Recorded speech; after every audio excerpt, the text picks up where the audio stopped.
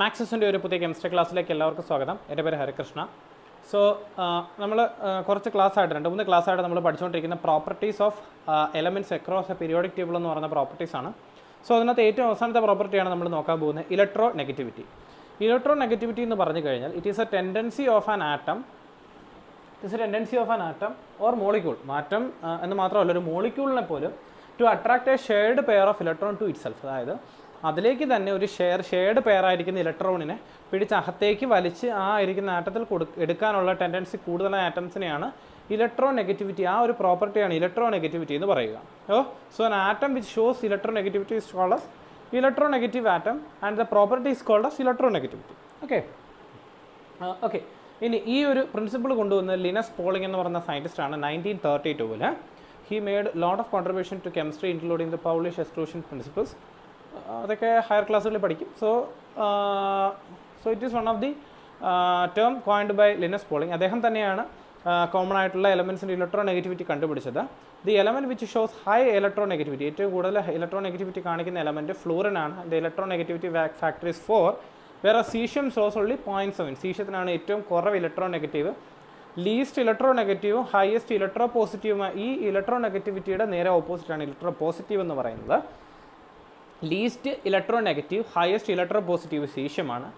Highest electronegative least electropositive ഫ്ലൂറിനാണ്. Okay, ഈ ഇരിക്കുന്ന വാല്യൂ, ഇനി ഇലക്ട്രോ നെഗറ്റിവിറ്റി നമ്മൾ റെപ്രസെൻറ്റ് ചെയ്യാൻ ഒരു നമ്പറാണ് ഉപയോഗിക്കുന്നത്. And number is a dimensionless number. അതിനൊരു പ്രത്യേകപരമായിട്ടുള്ള ഒരു യൂണിറ്റ് ഒരു SI യൂണിറ്റ് ഓഫ് സിസ്റ്റംസ് അതിനില്ല. ഓക്കെ, ഇനി ഇതിനെ ഡിപ്പെൻഡ് ചെയ്യുന്ന 2 ഫാക്ടേഴ്സാണ് അറ്റോമിക് സൈസും ന്യൂക്ലിയർ ചാർജ്. അറ്റോമിക് സൈസ് എങ്ങനെയാണ് ഡിപ്പെൻഡ് ചെയ്യുന്നത്? Greater atomic size lesser electronegativity. അതായത് അറ്റോമിക് സൈസ് കൂടുതലാണെങ്കിൽ ഇലക്ട്രോ നെഗറ്റിവിറ്റി കുറവാണ്. ഞാൻ നേരത്തെ പറഞ്ഞു സീഷ്യത്തിനാണ് ഏറ്റവും കുറവ്, ഫ്ലൂറിനാണ് ഏറ്റവും കൂടുതൽ. സീഷ്യത്തിൻ്റെ ആറ്റം വളരെ വലുതാണ്. നിങ്ങൾ പ്രീവിയസ് ക്ലാസ്സസ് എടുത്ത് നോക്കിക്കഴിഞ്ഞാൽ ഞാൻ സീഷ്യ ആറ്റത്തിൻ്റെ സ്ട്രക്ചർ അതിനകത്ത് കാണിച്ചിട്ടുണ്ട്. നിങ്ങൾ സീഷ്യം ആറ്റം നോക്കിക്കഴിഞ്ഞാൽ മനസ്സിലാവുന്നത് സീഷ്യ ആറ്റത്തിൻ്റെ സ്ട്രക്ചർ എന്ന് പറഞ്ഞാൽ വളരെ വലുതാണ്. വിച്ച് മീൻസ് ഈ ഇരിക്കുന്ന ഇലക്ട്രോ നെഗറ്റീവ് ആയിട്ടുള്ള ആറ്റത്തിനെ പിടിച്ചു നിർത്താനുള്ള ടെൻഡൻസി, അതായത് ഔട്ടർ മോസ്റ്റ് ഷെല്ലിലുള്ള ഇലക്ട്രോണിനെ പിടിച്ചു നിർത്താനുള്ള ടെൻഡൻസി എന്ന് പറഞ്ഞാൽ വളരെ കുറവാണ്. എന്നാൽ ചെറിയ അറ്റോമിക് സൈസുള്ള ഒരു ആറ്റത്തിന് ഈ ഇലക്ട്രോ നെഗറ്റീവ് ആയിരിക്കുന്ന അല്ലെങ്കിൽ ഔട്ടർ മോസ്റ്റ് ഷെല്ലിലുള്ള ഇലക്ട്രോണിനെ പിടിച്ചു നിർത്താനുള്ള ടെൻഡൻസി എന്ന് പറഞ്ഞാൽ വളരെയധികം കൂടുതലായിരിക്കും.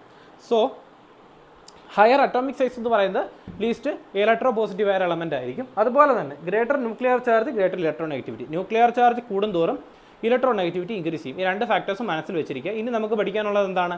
അതിൻ്റെ ട്രെൻഡ്, ഇലക്ട്രോ നെഗറ്റിവിറ്റിയുടെ ട്രെൻഡ് എങ്ങനെ വരുമെന്നാണ് നമുക്ക് പഠിക്കാനുള്ളത്. ട്രെൻഡ് പഠിക്കുമ്പോൾ 2 കാര്യമാണ് നമ്മൾ പഠിക്കുന്നത്, across a period, down the group. Across a period എന്തായിരിക്കും സംഭവിക്കുക? ലെഫ്റ്റ് റൈറ്റ് പോകുമ്പോൾ ഇലക്ട്രോ നെഗറ്റിവിറ്റി ഇൻക്രീസ് ചെയ്യും. എന്തുകൊണ്ടാണ്? ഞാൻ പറഞ്ഞു അറ്റോമിക് സൈസ് കൂടുകയാണെങ്കിൽ ഇലക്ട്രോ നെഗറ്റിവിറ്റി കുറയും. നമ്മൾ ലെഫ്റ്റിൽ നിന്ന് റൈറ്റിലേക്ക് പോകുമ്പോൾ അറ്റോമിക് സൈസിന് എന്താണ് സംഭവിക്കുക? അറ്റോമിക് സൈസ് കുറയും. ഫസ്റ്റ് പ്രോപ്പർട്ടി, അറ്റോമിക് സൈസ് കുറയുകയാണ് ചെയ്യുന്നത്. അപ്പോൾ അറ്റോമിക് സൈസ് കുറയുമ്പോൾ എന്താ സംഭവിക്കുക? എന്താണ്? Lesser atomic size, greater electronegativity. അപ്പോൾ എന്താണ്? ഇലക്ട്രോ നെഗറ്റിവിറ്റി ഇൻക്രീസ് ചെയ്യും. അത് നിങ്ങൾക്ക് ചിന്തിക്കണമെന്നുണ്ടെങ്കിൽ ഒരു ചെറിയ കാര്യം ചിന്തിച്ചാൽ മതി. ഫ്ലൂറിനിരിക്കുന്ന പീരീഡ് ഒന്ന് ശ്രദ്ധിച്ചാൽ മതി. ഏറ്റവും അറ്റത്തിരിക്കുന്ന ലിഥിയം ആയിരിക്കും. സോ ലിഥിയവും ഫ്ലൂറിൻ്റെയും കണ്ടീഷൻ നോക്കുക. ഫ്ലൂറിൻ എന്ന് പറയുന്നത് ഹൈലി ഇലക്ട്രോ നെഗറ്റീവ് ആണ്. നമ്മൾ ആ ഒരു കാര്യം ഓർത്താൽ തന്നെ ഇലക്ട്രോ നെഗറ്റിവിറ്റിയുടെ ടേം നമുക്ക് മനസ്സിലാവും. ഫ്ലൂറിൻ എന്ന് പറയുന്നത് ഹൈലി ഇലക്ട്രോ നെഗറ്റീവ് എന്ന് പറഞ്ഞു. Lithium is an least electronegative and is an electropositive element, not metal മാത്രമല്ല ഒരു എലമെന്റ് കൂടെയാണ്. So element correctly. സോ ആ ഒരു കാര്യം, അതായത് across a period electronegativity കൂടും. Down a group electronegativity കുറയും. കാര്യം എന്താണ്? നമ്മൾ ലിഥിയത്തിൻ്റെ ആ ഒരു കേസ് എടുത്താൽ നമ്മൾ എപ്പോഴും നോക്കുമ്പം ലെഫ്റ്റിൽ നിന്ന് റൈറ്റിലേക്ക് പോകുമ്പോൾ ലിഥിയം ടു ഫ്ലൂറിനും താഴോട്ട് ലിഥിയം ടു സീഷ്യവും നോക്കിയാൽ മതി. ആ ഒരു പ്രോപ്പർട്ടിക്ക് എന്ത് വ്യത്യാസം വരുന്നോ നമുക്ക് ഒട്ടുമുക്കാല് പ്രോപ്പർട്ടീസ് നമുക്ക് എക്സ്പ്ലെയിൻ ചെയ്യാൻ പറ്റും. പിന്നെ ഒരു കാര്യം കൂടി ചിന്തിക്കേണ്ടത്, അതുപോലെ തന്നെ മെറ്റൽസിൻ്റെ കേസിൽ മെറ്റൽസ് യൂഷ്വലി എന്ന് പറയുന്നത് ഇലക്ട്രോ പോസിറ്റീവ് ആയിരിക്കും, എപ്പോഴും ഇലക്ട്രോ പോസിറ്റീവ് ആയിരിക്കും. And non metals are tend to form electronegative. അതൊന്നൊരു നോൺ ഫാക്റ്റ് ആണ്. കാര്യം മെറ്റൽസിന് എന്താണ്? ഇലക്ട്രോൺസിനെ കളയാനുള്ള ടെൻഡൻസിയാണ്. വിച്ച് മീൻസ് പക്ഷേ എന്താണ്? നോൺ മെറ്റൽസിന് എന്താണ് ടെൻഡൻസി? ഇലക്ട്രോൺസിനെ പിടിച്ചു നിർത്താനാണ്. ആ ഒരു കാര്യം തന്നെ സത്യം പറഞ്ഞ ഇലക്ട്രോ നെഗറ്റിവിറ്റിയുടെ ബേസിക് കാര്യം എന്ന് പറയുന്നത്. ഇനി ഇലക്ട്രോ നെഗറ്റിവിറ്റിയുടെ ഒരു കഴിഞ്ഞ നിങ്ങളുടെ ടെക്സ്റ്റ് ബുക്കിൽ ഒരു ചെറിയ നോട്ടായിട്ട് കൊടുത്തിരിക്കുകയാണ്. I found it something interesting. അതുകൊണ്ടാണ് ഞാനത് ബോർഡിൽ റെപ്രസെൻറ്റ് ചെയ്യുന്നത്. ഡയഗണൽ റിലേഷൻഷിപ്പ് എന്ന് പറയുന്നൊരു ഫാക്ടറാണ്. It's also called bridge elements. അതായത് ഫസ്റ്റ് ഗ്രൂപ്പിലുള്ള എലമെൻറ്റിന് ഫസ്റ്റ് ഗ്രൂപ്പുള്ള എലമെൻറ്റിന് സെക്കൻഡ് ഗ്രൂപ്പിലുള്ള എലമെൻറ്റുമായിട്ടുള്ള പ്രോപ്പർട്ടി സെയിം ആയിരിക്കും. അതാണ് ഈ കരച്ച് നിൽക്കുന്നത്. ഇപ്പം സെക്കൻഡ് പീരീഡിൽ ഫസ്റ്റ് നിൽക്കുന്ന എലമെൻറ്റ് ലിഥിയമാണ്. തേർഡ് പീരീഡിൽ സെക്കൻഡ് നിൽക്കുന്നത് മഗ്നീഷ്യമാണ്. അപ്പോൾ എന്താണ്? ഈ ഒരു ഡയഗണൽ പ്രോപ്പർട്ടീസ്, അതായത് ഈ പ്രോപ്പർട്ടി സെയിം ആണ്. അതുപോലെ തന്നെ നോക്കിയേ beryllium aluminium properties are similar, boiling പോയിന്റിലുള്ള ഫാക്ടേഴ്സ് ഒക്കെ സെയിം ആണ്. അതുപോലെ തന്നെ ബോറോണും സിലിക്കണും തമ്മിലുള്ള പ്രോപ്പർട്ടീസ്. പക്ഷേ ഞാൻ ഈ ലാസ്റ്റ് ഗ്രൂപ്പിൽ മാത്രം ജർമേനിയം എടുത്ത് എഴുതിയിരിക്കുന്നു. അതിൻ്റെ കാരണം വേറൊന്നും കൊണ്ടല്ല, ജർമ്മനി ഇൻവെൻറ്റ് ചെയ്ത സമയത്ത് ആ ഇരിക്കുന്ന എലമെൻറ്റിന് അലൂമിനിയത്തിൻ്റെ ഒരുപാട് പ്രോപ്പർട്ടീസ് കാണിച്ചിരുന്നു. അപ്പം ആ ഇരിക്കുന്ന സമയത്ത് ജർമ്മേനിയം എന്നുള്ളൊരു പേര് കൊടുക്കുന്നതിന് പകരം അതിന് കൊടുത്തിരുന്ന ഏക അലൂമിനിയം എന്നാണ്, EKA അലൂമിനിയം എന്നാണ് അതിന് പേര് കൊടുത്തിരുന്നത്. നമ്മുടെ ടെക്സ്റ്റ് ബുക്കിലല്ല, ഒരു ഫാക്ടർ അറിഞ്ഞു വെക്കാൻ വേണ്ടി പറഞ്ഞതാണ്. സോ അതുകൊണ്ട് അലൂമിനിയത്തിനും ജർമ്മേനിയത്തിനും ഈവൻ ടെക്സ്ചറിൽ പോലും നമുക്ക് എന്താണ് അലൂമിനിയം ജർമ്മേനിയം തമ്മിൽ വളരെ സെയിം ആണ്. നമുക്ക് കണ്ടാൽ കുറച്ച് കൺഫ്യൂഷൻ ആവത്തില്ല, നമുക്ക് തിരിച്ചറിയാൻ പറ്റും. എങ്കിലും അതിന് ടെക്സ്ചർ വരെ സിമിലർ ആയിട്ടുള്ള സ്ട്രക്ചർ ആയിരിക്കും നമുക്ക് ഉണ്ടാവുക. ഇനി അപ്പം പ്രോപ്പർട്ടീസ് കാര്യങ്ങളെല്ലാം പറഞ്ഞ് atomic size, nuclear charge, ionisation enthalpy, electron affinity, electron negativity, ഇതുപോലുള്ള പ്രോപ്പർട്ടീസ് എല്ലാം പറഞ്ഞിട്ടുണ്ട്. ഇതിന് ട്രെൻഡ്, ഇതിനെ അഫക്റ്റ് ചെയ്യുന്ന ഫാക്ടേഴ്സും ഇതിൻ്റെ ട്രെൻഡും, ഈ ഇത്രയും കാര്യങ്ങൾ പഠിച്ചു വെച്ചിരിക്കുക. പക്ഷേ എന്താണ് നമ്മൾ പഠിച്ചിരിക്കുന്നതെല്ലാം എന്തോ ഒരു ഐഡിയൽ കേസ് വിത്തൗട്ട് എക്സെപ്ഷൻസ് എന്നാണ് നമ്മൾ പഠിച്ചിരിക്കുന്നത്. But there are certain exceptions. ആ എക്സെപ്ഷൻസ് എന്തുകൊണ്ട് വരുന്നെന്നും ചില ആറ്റത്തിന് ചില വിപരീത സ്വഭാവങ്ങൾ കാണിക്കുന്നുണ്ട്. അതൊക്കെ നിങ്ങൾ ഹയർ ക്ലാസ്സുകളിൽ പഠിക്കും. സോ നമ്മുടെ ടെക്സ്റ്റ് ബുക്കിലുള്ള കാര്യങ്ങൾ നമ്മൾ അത്രയും വൃത്തിയായിട്ട് പഠിച്ചിരിക്കുക, കാര്യങ്ങൾ വായിക്കുക. മാക്സിമം ചിന്തിക്കേണ്ട ഒരു കാര്യം, ഒരു ട്രെൻഡിനെ പറ്റി അല്ലെങ്കിൽ ക്വസ്റ്റ്യൻസ് ചോദിക്കുമ്പോൾ ട്രെൻഡ് അതുപോലുള്ള കാര്യങ്ങളെ പറ്റി ക്വസ്റ്റ്യൻസ് ഉണ്ടാകുമ്പോൾ മാക്സിമം എക്സാമ്പിൾസ് വിത്ത് ഡേറ്റ വളരെയധികം ഇമ്പോർട്ടൻ്റ് ആണ്. നിങ്ങൾക്ക് നല്ല മാർക്ക് നേടിത്തരും.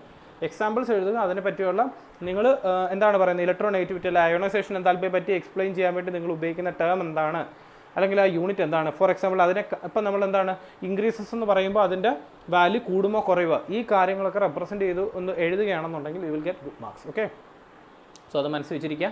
സോ ബാക്കിയുള്ള കാര്യങ്ങൾ ഇനി കുറച്ച് ബേസിക് ആയിട്ടുള്ള അറ്റോമിക് നമ്പർ, മാസ് നമ്പർ പോലുള്ള കാര്യങ്ങൾ നമുക്കിനി നോക്കാം. ഓക്കെ, സോ തൊട്ട് മുമ്പ് നമ്മൾ പ്രോപ്പർട്ടീസ് എല്ലാം പറഞ്ഞു നിർത്തി. അപ്പോൾ ഇനി ഇമ്പോർട്ടൻ്റ് ആയിട്ട് രണ്ട് കാര്യങ്ങളോടെയാണ് നമ്മുടെ ടെക്സ്റ്റിലുള്ളത്. ഒന്നെന്ന് പറയുന്ന അറ്റോമിക് നമ്പർ, രണ്ടെന്ന് പറയുന്ന മാസ് നമ്പർ.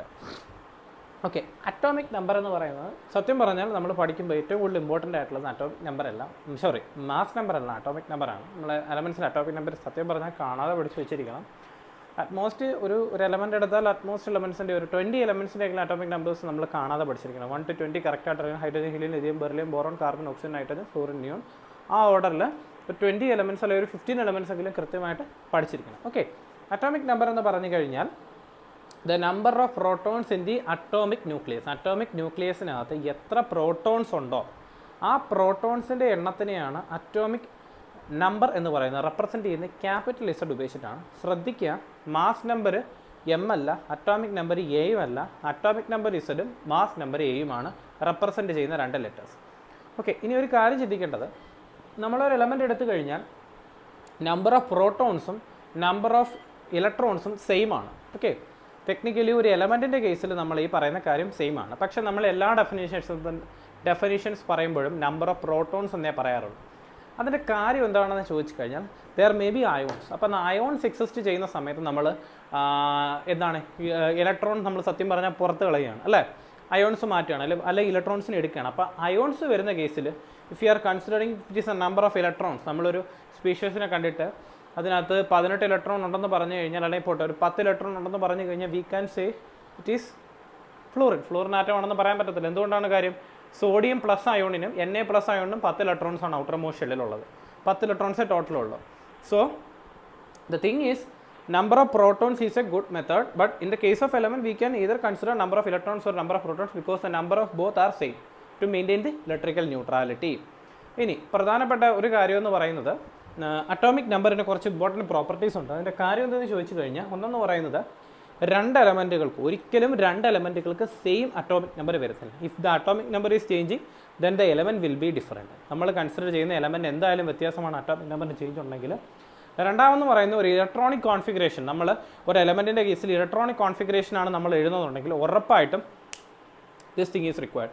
അറ്റോമിക് നമ്പറാണ് നമുക്ക് അവിടെ ആവശ്യം. നമ്മൾ ഇലക്ട്രോണിക് കോൺഫിഗറേഷൻ കാൽക്കുലേറ്റ് ചെയ്യുകയാണെന്നുണ്ടെങ്കിൽ we will have to write the atomic number and then we can write the electronic configuration. For example നമ്മൾ സോഡിയത്തിൻ്റെ കേസ് എത്രയാണ്, അറ്റോമിക് നമ്പർ എന്ന് പറഞ്ഞാൽ 11 ഇലക്ട്രോണിക് കോൺഫിഗറേഷൻ 281 അല്ലേ, ഔട്ടർ മോസ്റ്റ് ഷെല്ലിൽ 1 ഇലക്ട്രോൺ. ഇനി അതുപോലെ തന്നെ എന്ന് പറഞ്ഞു കഴിഞ്ഞാൽ അറ്റോമിക് നമ്പർ ഒരു പ്രധാനപ്പെട്ട കാര്യമുണ്ട്.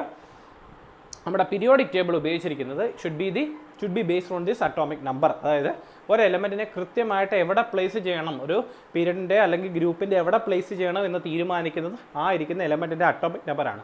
Atomic number is A complete identity of an element. ഇവിടെ എലമെന്റിന്റെ ഐഡന്റിറ്റി എന്ന് പറയുന്നത് സത്യം പറഞ്ഞ അറ്റോമിക് നമ്പർ ആണ്. മാസ് നമ്പർ എന്താണെന്ന് പറഞ്ഞു കഴിഞ്ഞാൽ ഒരു എലമെന്റിനകത്ത് എത്ര പ്രോട്ടോൺസും എത്ര ന്യൂട്രോൺസും, അതായത് ന്യൂക്ലിയസിനകത്ത് എന്തൊക്കെയുണ്ടോ അതിൻ്റെ സമ്മിനെയാണ് എന്താണ് മാസ് നമ്പർ എന്ന് പറയുന്നത്. റെപ്രസെന്റ് ചെയ്യുന്ന letter capital A. So atomic number mass number A is equal to number of protons plus number of electrons. ഒരു ചെറിയൊരു കാര്യം നിങ്ങൾക്ക് പഠിക്കാനുണ്ട്. ഇത് റെപ്രസെന്റ് ചെയ്യുന്നതെന്ന് പറഞ്ഞു കഴിഞ്ഞാൽ അറ്റോമിക് നമ്പറിൻ്റെ താഴെയും മാസ് നമ്പറിൻ്റെ മേളിലും എഴുതിയാണ് നമ്മൾ റെപ്രസെന്റ് ചെയ്യുന്നത്. അതായത് ഇപ്പോൾ ഹീലിയം ആറ്റത്താണെങ്കിൽ 2 ആണ് അറ്റോമിക് നമ്പർ, 4 എന്ന് പറയുന്ന മാസ് നമ്പർ. അപ്പം ഒരു കാര്യം ഇതിൽ എഴുതിയിരിക്കുന്നത് താഴെയുള്ള ലിഥിയം കൂടെ നോക്കിയാൽ 3 അറ്റോമിക് നമ്പറാണ്, 7 എന്ന് പറയുന്ന മാസ് നമ്പറാണ്. നമ്പർ ഓഫ് പ്രോട്ടോൺസ് എന്ന് പറയുന്നത് ശ്രദ്ധിക്കുക, വളരെയധികം ശ്രദ്ധിക്കുക. നമ്പർ ഓഫ് പ്രോട്ടോൺസ് എന്ന് പറയുന്നത് ഓഡ് നമ്പർ ആണെന്നുണ്ടെങ്കിൽ, നമ്പർ ഓഫ് പ്രോട്ടോൺസ് എന്ന് പറയുന്നത് ഈവൻ നമ്പർ ആണെന്നുണ്ടെങ്കിൽ അതിൻ്റെ മാസ് നമ്പർ എന്ന് പറയുന്നത് എപ്പോഴും അതിൻ്റെ ഇരട്ടിക്ക് ഈക്വൽ ആയിരിക്കും. അതായത് എന്താണ്, ഇവിടെ 2 ഉണ്ട്, സോ അത് ഇരട്ടി 4, 6 ഉണ്ട്, ഇരട്ടി 12. ഇതിന് എക്സെപ്ഷൻസ് വരുന്ന 2 കേസുകളാണ് നമുക്കുള്ളത്. ഒന്നെന്ന് പറയുന്നത് ബെറിലിയം 4 ആയിരുന്നു, പക്ഷേ ഈ കേസിൽ 9. അടുത്തെന്ന് പറയുന്നത് ആർഗൺ 18 ആണ്, പക്ഷേ ഇവിടെ 40. ഈ 2 എക്സെപ്ഷൻസ് ആണ് ബേസിക് പീരിയോഡിക് ടേബിളിലുള്ളത്. There are much exceptions there, കുറച്ചുകൂടി എക്സെപ്ഷൻസ് ഉണ്ട്.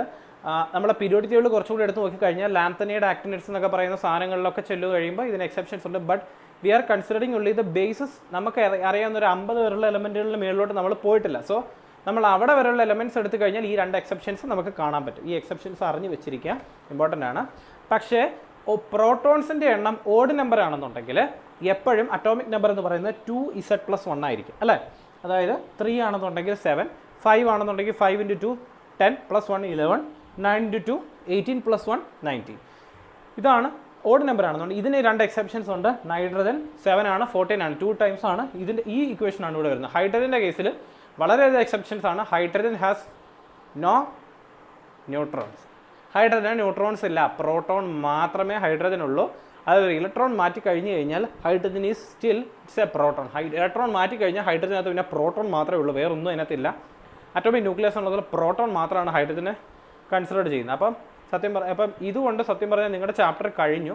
നിങ്ങൾക്ക് ഇനി കുറച്ച് റെഫർ ചെയ്യാനുള്ളതെന്ന് പറഞ്ഞു കഴിഞ്ഞാൽ കമ്പാരിസൺസ് ആണ്. അത് ജസ്റ്റ് ഇത്രയും പറഞ്ഞ കാര്യങ്ങൾ വെച്ചുള്ളതാണ്. ഫസ്റ്റ് എലമെൻറ്റും ലാസ്റ്റ് എലമെൻറ്റ് തമ്മിലുള്ള, ഫസ്റ്റ് എലമെൻ്റ് അല്ല, ഗ്രൂപ്പ് 1 ഉം ഗ്രൂപ്പ് 17 തമ്മിലുള്ള കമ്പാരിസൺസ് ആണ് നടത്തുന്നത്. അത് കുറച്ച് ക്വൈറ്റ് അണ്ടർസ്റ്റാൻഡബിൾ ആണ്. നിങ്ങൾക്ക് തന്നെ വായിച്ചാൽ മനസ്സിലാവുന്ന കാര്യങ്ങളും ഇത്രയും പറഞ്ഞ കാര്യങ്ങൾ മാത്രം, അത് വെച്ചുകൊണ്ട് കുറച്ച് എക്സ്പ്ലനേഷൻസ് മാത്രമേ അതിനകത്ത് വന്നിട്ടുള്ളൂ. സോ പ്രോപ്പർട്ടീസും അതുമായിട്ടുള്ള പീരിയോഡിക് ടേബിളിൻ്റെ ബേസിക് ആയിട്ടുള്ള കാര്യങ്ങൾ, ഈ വാലൻസി, ഷെല്ല്, ഓർബിറ്റ്, ഇതുപോലുള്ള കൺസെപ്റ്റുകളൊക്കെ കുറച്ചധികം പറഞ്ഞിട്ടുണ്ട്. പ്രീവിയസ് ക്ലാസ്സസ് കണ്ടിന്യൂസ് ആയിട്ട് വായിച്ച് കാര്യങ്ങൾ മനസ്സിലാക്കുക. ഡൗട്ടുകൾ ഉണ്ടെങ്കിൽ ക്ലിയർ ചെയ്യുക. സോ ഇനി നമുക്ക് അടുത്തത് നെക്സ്റ്റ് ചാപ്റ്ററാണ് പഠിക്കാനുള്ളത്. സോ നെക്സ്റ്റ് ചാപ്റ്റർ നമുക്ക് അടുത്ത ലെക്ചറിൽ സ്റ്റാർട്ട് ചെയ്യാം. Okay, thank you.